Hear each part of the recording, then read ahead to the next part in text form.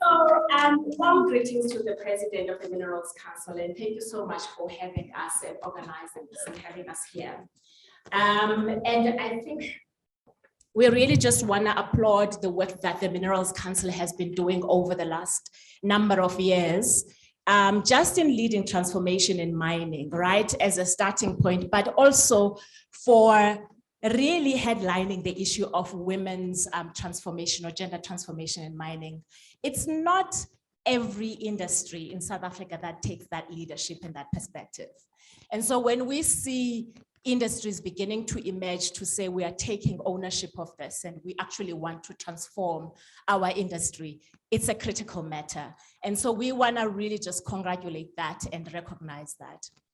One of the things I've loved in the way that we've been talking about this conversation, both from the president and our keynote speakers, is that we're almost turning the knob around to say, we don't talk about transformation just as a checklist. Number one, because we recognize that our economy in South Africa is at a standstill. And without actually activating the value contribution of women who just happen to be half of the population in South Africa, without ensuring that we remove barriers that hinder their participation in the economy, we are going to remain running around in this circle of saying South Africa has great potential, but we're not able to achieve that great potential because we're not activating the economic enablers, we're not activating the economic value contributors.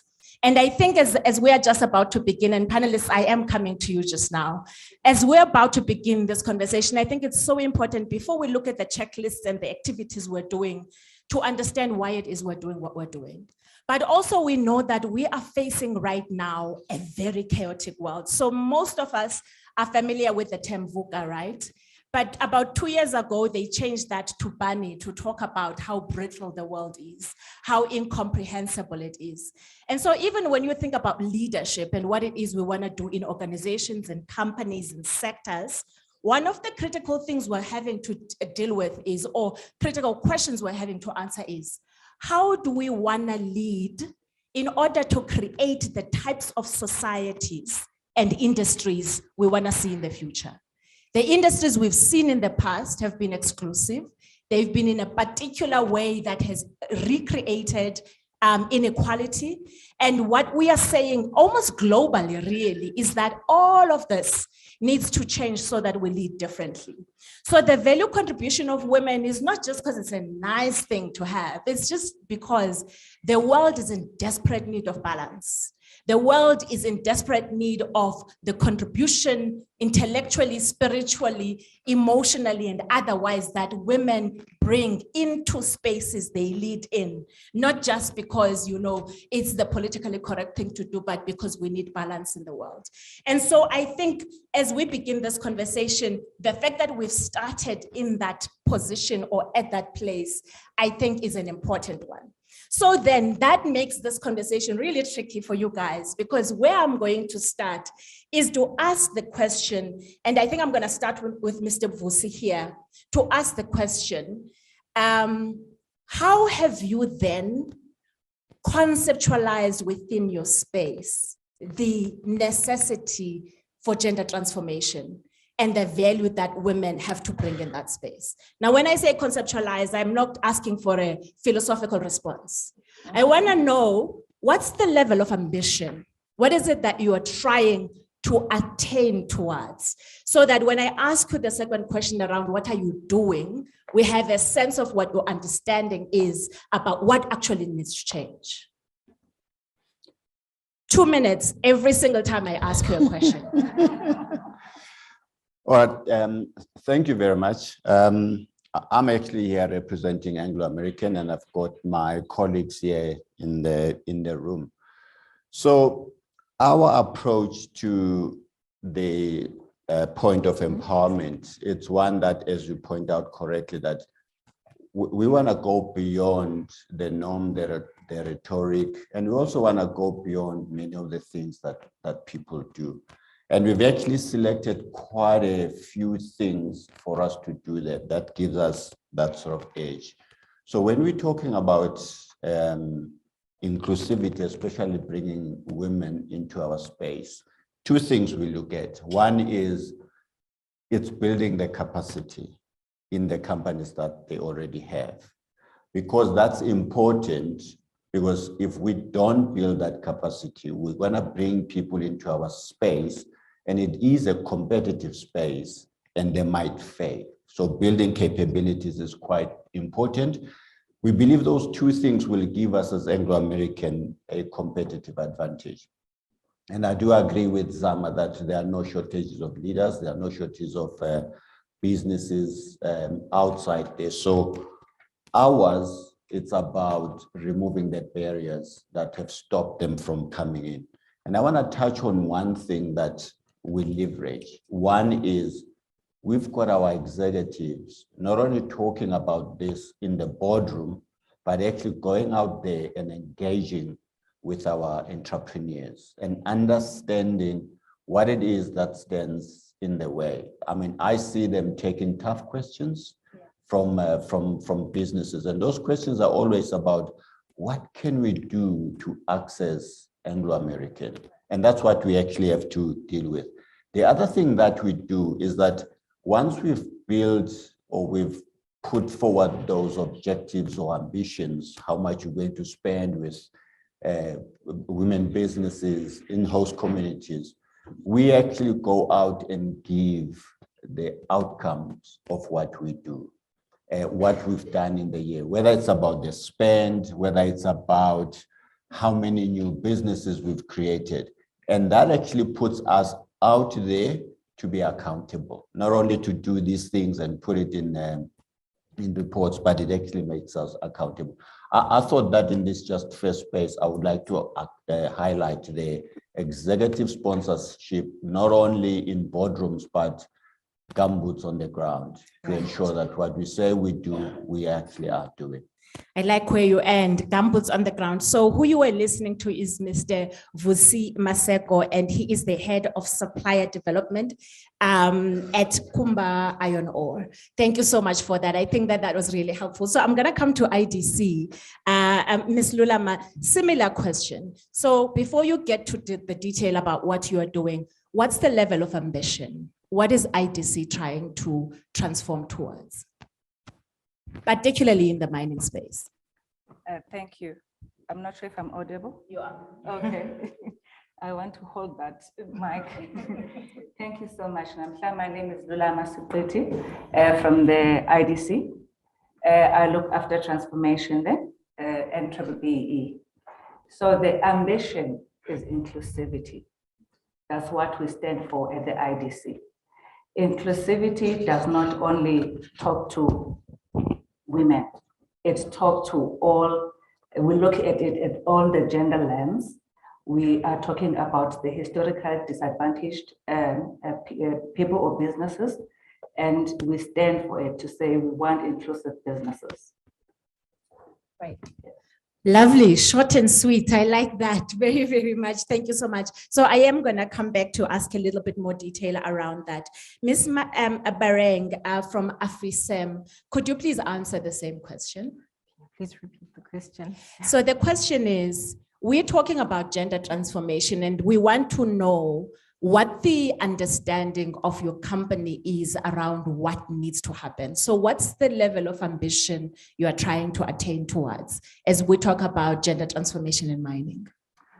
Okay, so my name is Bareng Gomezulu, by the way. I am from AfriSem, representing the small scales mine.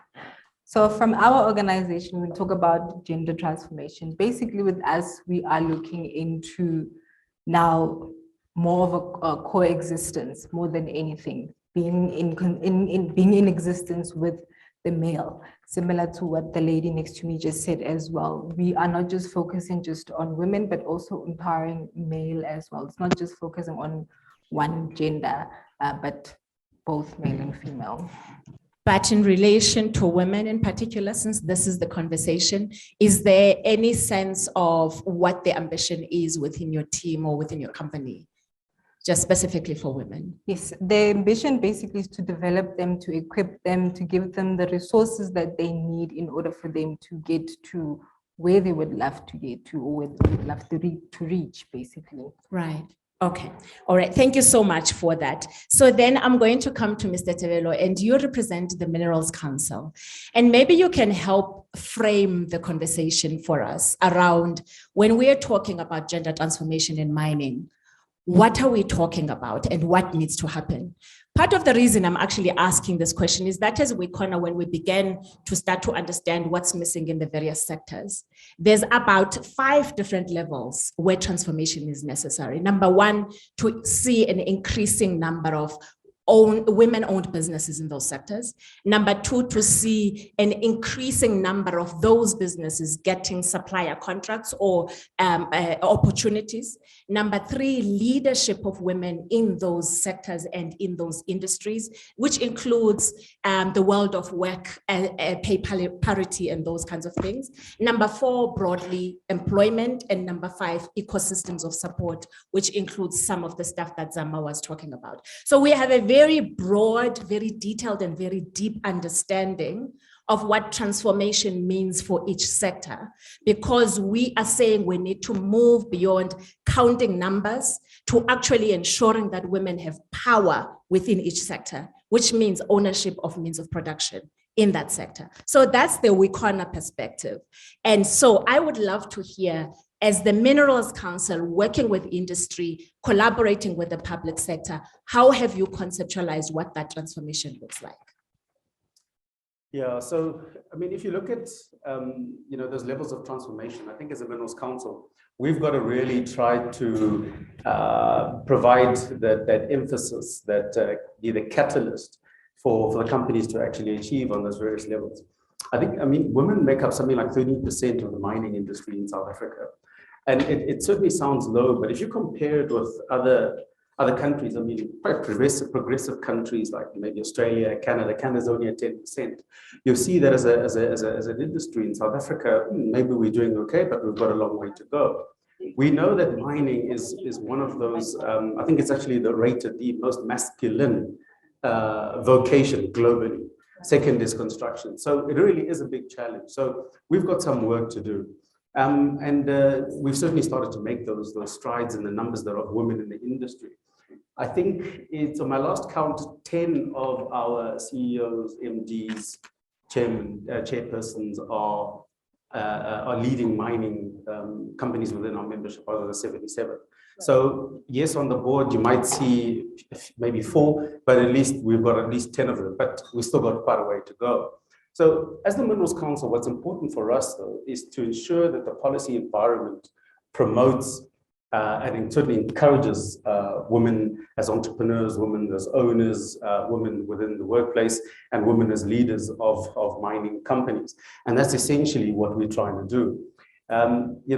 It's important to note that during the last mining charter negotiations for the 2018 mining charter, it was actually the Minerals Council that insisted that there be targets in place there for women-owned and women-controlled businesses. So it was, I think, relating to mining goods, and also for total services. It's the insistence of the Minerals Council. Actually, I think it was Fundi, in fact, that put it there. So well done, Fundi. So we've got to also ensure that our educational institutions are essentially getting women into the system. We help with the supplementing salaries of those lecturers to make sure that we've got the best lecturers at our universities. But the challenge that we know of in the mining sector is that we have a lot of women coming into the industry, but we don't retain them. So we've got a lot of leakage, so to speak.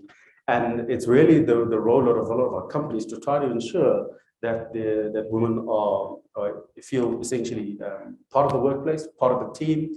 They have good prospects of advancing in their careers, and that they literally lead the top.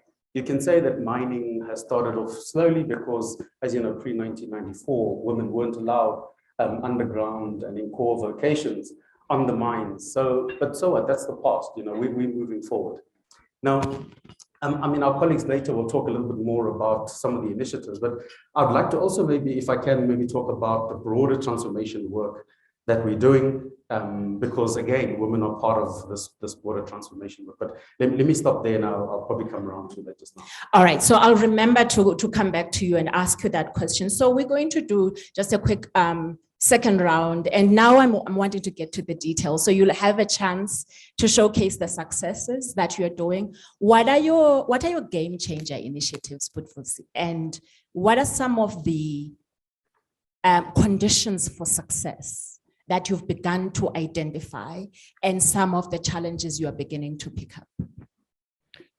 Yeah, I've already started pointing out on one of them, and that was that executive involvement. The other one is how we set up as Anglo-American. We didn't want to deal with transformation through the mainstream activities. We wanted to make sure that we are focused. So we've got a wing that I'm sure many people have heard about, which is called Zimele, that does many of our groundwork dealing with new entrants to business and empowering them. But as those entrepreneurs graduate, we then want to close the gap between what they know and what we require. And we call that the technical enablement. We've got a team of people that specifically looks at the business, what they have, where the gaps are, and how do we close those gaps. And that actually helps us to create that focus in our development of suppliers. But also what we do annually, once we know what our pipeline of procurement is, because we want to leverage that spend, we actually share that with the host community businesses or with all other businesses, because there would be no point in businesses forming themselves if they don't know where the opportunities are. Or we go out looking for service providers that we don't know if they exist or not. So again, we're trying to bridge that gap. So we share that those opportunities for the 12 months, and we want to increase that to 24. That helps us in the supply development again to make sure that there's an alignment between what our suppliers want to do and what we require. So that's actually another key element of our success.